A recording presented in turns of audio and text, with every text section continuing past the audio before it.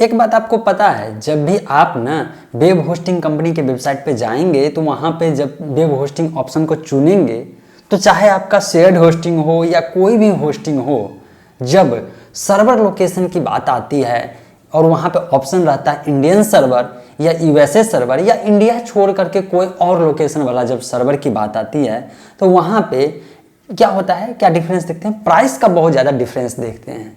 क्यों? क्योंकि देखते हैं जब इंडिया वाले सर्वर को आप सेलेक्ट करते हैं तो आपको ज़्यादा पैसा देना पड़ता है। अगर आप यूएसए वाले सर्वर को चूज करते हैं या किसी और सर्वर को चूज करते हैं तो as compare to Indian server आपको वहाँ पे बहुत ही ज़्यादा सस्ता पड़ता है।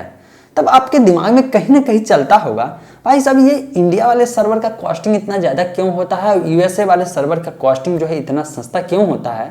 तो ये अगर कन्फ्यूजन है तो इस वीडियो को कंप्लीट पूरा लास्ट तक देखिए, समझिए, क्योंकि आने वाले समय में आपको इस सब जितने भी नॉलेज है ये सब नॉलेज की बहुत ही ज़्यादा जरूरत पड़ने वाली है।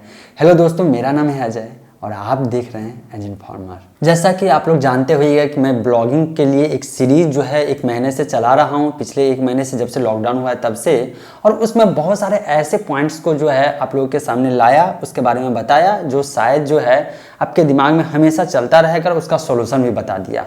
अगर आप मेरे वीडियो को या तो 1-2 वीडियो से देख रहे हैं या अभी अभी आए हैं तो इस वीडियो को देखने के बाद हो सके तो मेरे पहले वाले वीडियो को देखिए। प्लेलिस्ट ऑलरेडी बना चुका हूं ब्लॉगिंग से रिलेटेड और सर्च इंजन ऑप्टिमाइजेशन से रिलेटेड, तो ऐसे में आपको जो जो जरूरत पड़ेगा वहां से आप देख सकते हैं। चलिए, सबसे पहली बात यहाँ पे वेब होस्टिंग की बात कर रहे हैं तो वेब होस्टिंग के बारे में मैंने ये बता भी दिया था और एक पर्सनल एक्सपीरियंस आपके साथ में शेयर करना चाहता हूँ।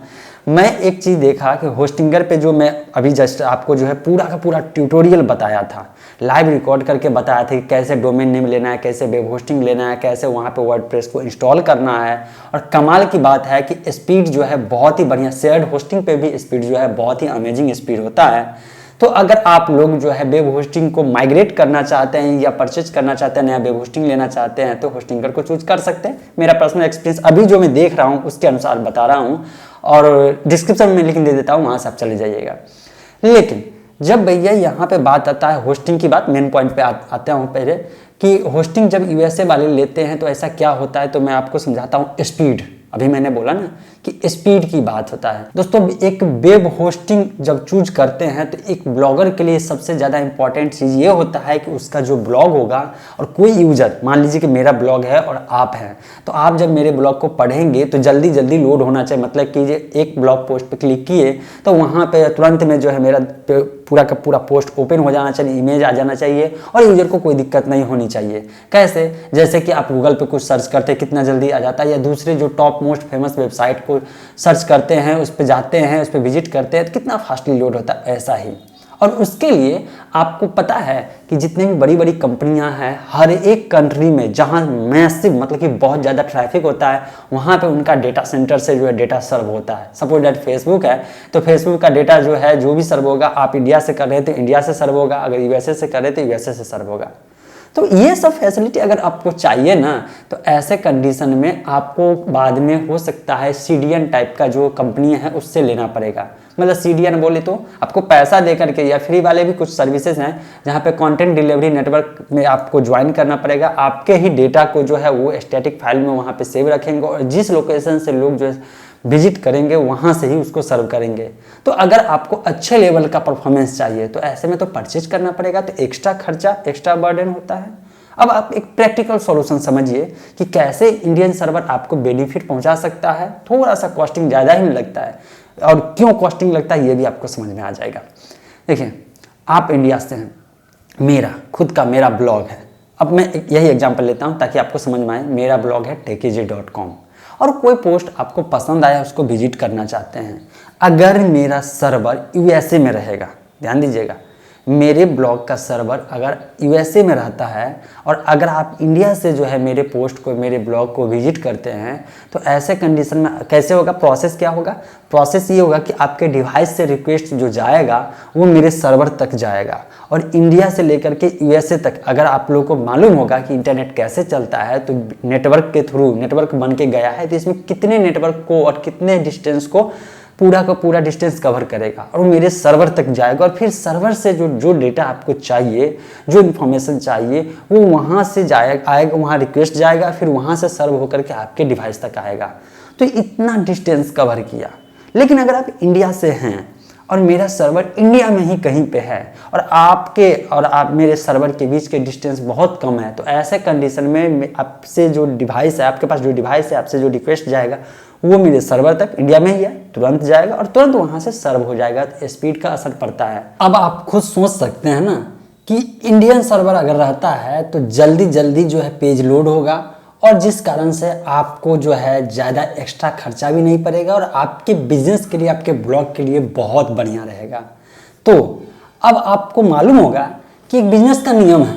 मान लीजिए वेब होस्टिंग कंपनी की दुनिया का जो बिजनेस है, इसका भी नियम है कि जिसमें वेबसाइट वाले को ज़्यादा बेनिफिट होगा, ज़्यादा मतलब उसको जो है अच्छा सर्विस मिलेगा, तो ऐसे कंडीशन में उसका कॉस्ट जो है बढ़ जाता है ना।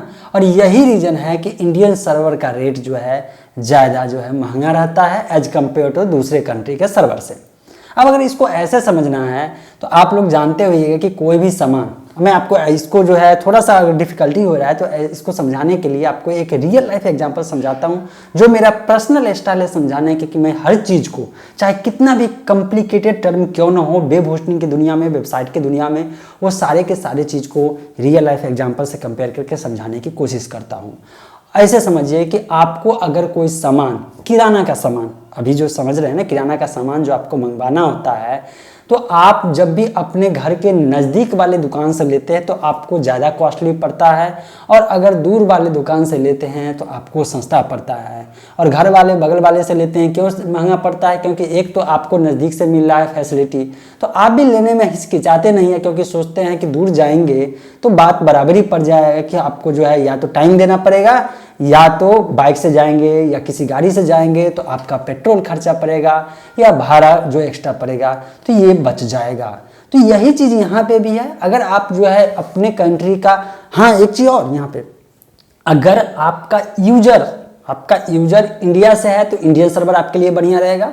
अगर आपका यूजर जो है यूएसए बेस्ड है, आपका विजिटर यूएसए बेस्ड है, भले ही आप इंडियन हैं, अपने देश के हैं, हिंदी को छोड़िए इंग्लिश में ब्लॉगिंग कर रहे हैं, और आपका टारगेटेड जो रीडर हैं, जो ऑडियंस है, जो व्यूअरशिप है, किसी भी फील्ड में मान लीजिए, चाहे वीडियो के फील्ड में हो, टेक्स्ट के फील्ड में हो, या किसी भी फील्ड में हो, तो ऐसे में आपको देखना पड़ेगा कि आपका वेबसाइट पे, ब्लॉग पे जो विजिटर है वो आते कहाँ से है। उसी कंट्री का सर्वर रहेगा तो आपके लिए बढ़िया रहेगा। तो डाउट क्लियर हो गया ना कि आखिर क्यों इंडियन सर्वर इंडियन यूजर के लिए महंगा होता है, यूएसए सर्वर जो है सस्ता होता है।